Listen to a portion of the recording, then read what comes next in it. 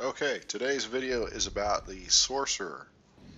The Sorcerer is actually the class I played when I first got into Star Wars: The Old Republic. I It was really cool because when I read up about the game and I was getting ready for it to come out on beta, I just figured I'd play a Jedi Knight because that's Star Wars. That's to me the coolest part of it. And but it was funny because I didn't.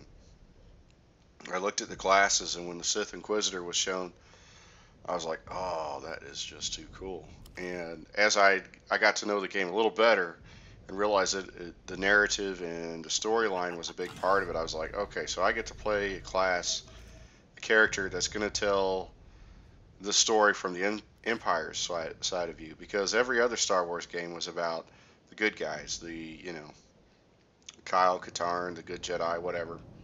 Um, So now I'm going to play a mini emperor, and I'm going to get his side of it, the Empire's side, and just the whole dark side mythology. That whole bit just drew me in, and it just hooked me in hardcore.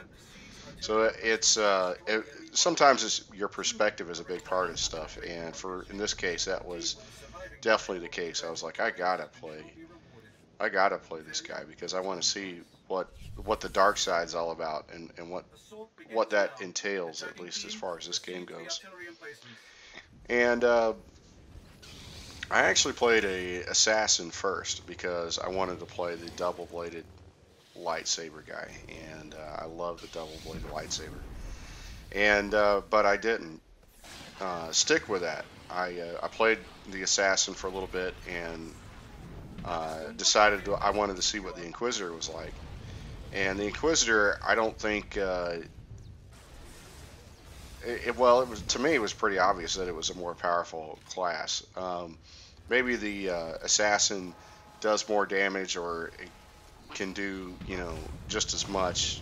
However you want to say it, they could tank too. Um, that's all useful, but to me, the sorcerer, especially this bubble spell, was just huge for me and my companion Kim Val. This is all from the PvE perspective. I could see how much, I don't know, I shouldn't say more powerful, just easier to access the abilities and have an impact in the game. And then I started playing PvP, and then it was really obvious how powerful this class was. Excuse me, the biggest one is Bubble. I mean, to be able to not just cast on yourself, everybody on the team instantly, and while you're moving, and just spread it around. It has such a huge impact on a PvP match. And you don't even have to spec into Bubble to cast it on yourself and everybody else. I'm in Madness spec. I didn't have to kind of get myself and be a healer. I can have all my offensive capability, and I can sit there and bubble everybody. And it sucks when you're fighting a team that has a committed bubbler, because they're bubbling everybody, and you could take the bubble down, and if the cooldown's down, they can instantly rebubble them, and it's like you can't kill anybody. It's crazy. So yeah, just okay. So that's an overall defensive ability. Well, whether you, even if you're not playing for defense and medals, just keeping yourself alive obviously is the object. So it's such a powerful ability. And after that, to me, force speed is huge for mobility, to be able to get around the map on any PvP map. It's always an advantage to be able to do that so well. And I can't say enough, obviously. And then you got this force barrier, a barrier of force. It basically turns you into a tank who takes no damage. And in this situation, what's really important about it is it buys time for my team to get over and help defend this node in PvP. And it's that's why when tanks play their character class correctly in PvP, when it comes to just to hold an objective, all you have to do is preoccupy people. That's your whole job, is to just stall them until some of your teammates can get over and help you finish them off and defend the node.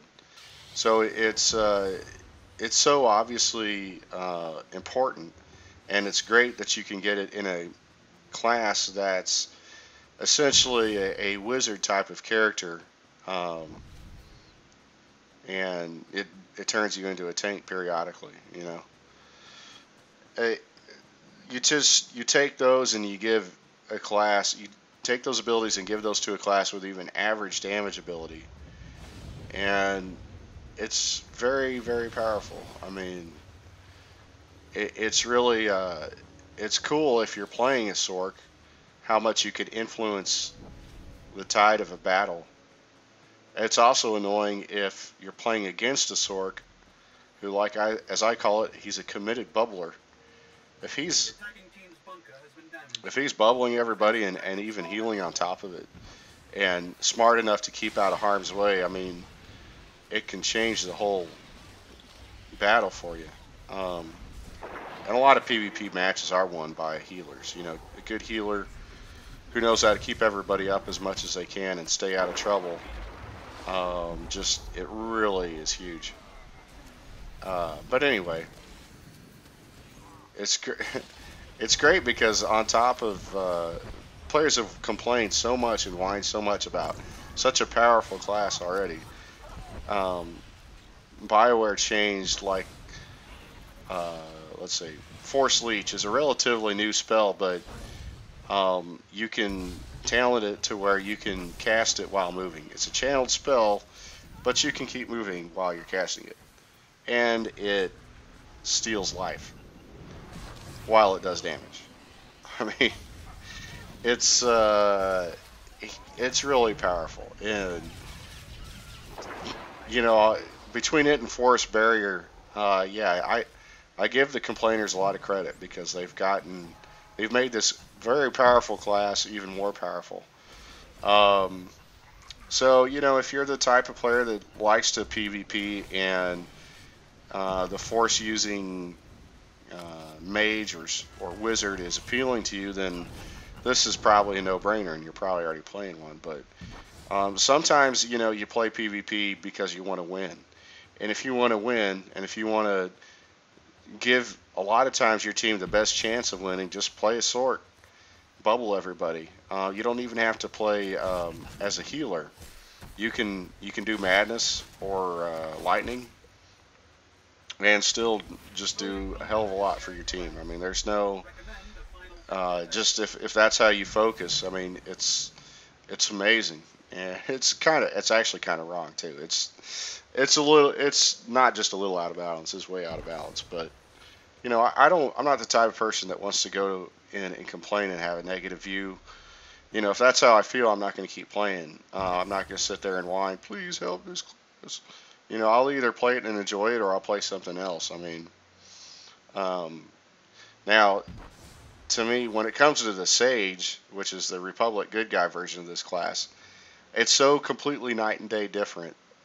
And it's funny to me that I guess you have to play it. I mean, it's uh, like you're trading Force Lightning for Throw Pebbles, Force Pebbles. I mean, you're just a cloud of pebbles. I mean, that's really, yeah, it's not, I don't know. I guess it's good because maybe it keeps the Sage population down a little bit. That's all it could be good for. I mean, the Force Project and Quake abilities, those are fine. I like how those look. But, yeah, the Force Pebbles, seriously. I mean, I don't know what I would put in there for that, but it just makes me laugh to look at it. But anyway, that's how I feel about the Sage. Not much to say there. I saw a Sage in Flashpoint one time who was using the fat model, and he looked a lot like Obi-Wan Kenobi, and I thought that was cool. If you're going to play Sage, you might as well. Uh, but anyway, so that's that's the Sorcerer. Yeah, you rack up a lot of medals because there's so much healing and protection you can do, or I think it's just healing actually. But defensively, offensively, you get everything. And if you want to just make a lot of PvP money and PvP um, stuff, comms, that's the class to play, and you can do it. The effort it takes is minimal compared to a lot of classes. This is a madness tree. I mean, there's there's obviously most of these. Actually, most of the perks that you pick in the screen to the right, to me, those are for the most part oriented towards PvP, and how you use those can obviously have a huge impact in PvP. They're all situational abilities. They, different stuff is going to be obviously more felt. You can set overload to put a binding effect on targets, and that's really annoying to have to sit there after you've been knocked back to not be able to move. That's a powerful ability. But there's just different stuff in there. I picked one, for instance, that increases the healing of an unnatural preservation.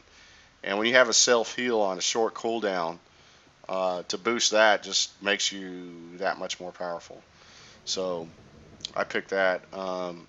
Like using Death Field in PvP, it's very situational. It's not like PvE where bad guys like to sit in nice, convenient little clumps, so you can cast your dots on one guy and then Death Field and spread it to the other guys.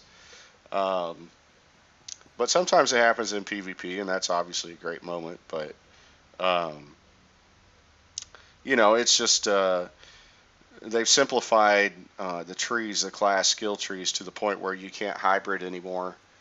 And I think the game lost a little bit of a fun factor when they did that, because the stuff on the right that you can choose, it's eh, none of that stuff is really all that exciting to me.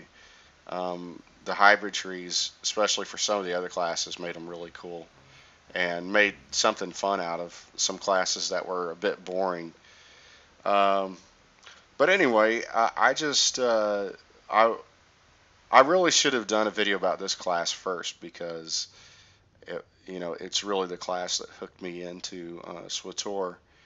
But as I've played the game, my opinion's kind of changed to where it's like it's such an easy and powerful class to get into that, in a way, I'm just kind of it's okay. I can enjoy it. I want to get it all the way to 60, but it's not like the class that I'm really stuck on. It's not like the mercenary or power tech, the classes that I just wound up gravitating to after I started playing. But still fun and still good class. Anyway, I just wanted to show you what the class can do in PvP, and to reassure anybody who's convinced themselves that it's a weak class, that it's not a weak class. And if you want to still believe it is, well, I'm not going to argue about it. But anyway, very powerful class, one of the best for getting into when you first start SWTOR. And anyway, that was it. And I'll talk to you later.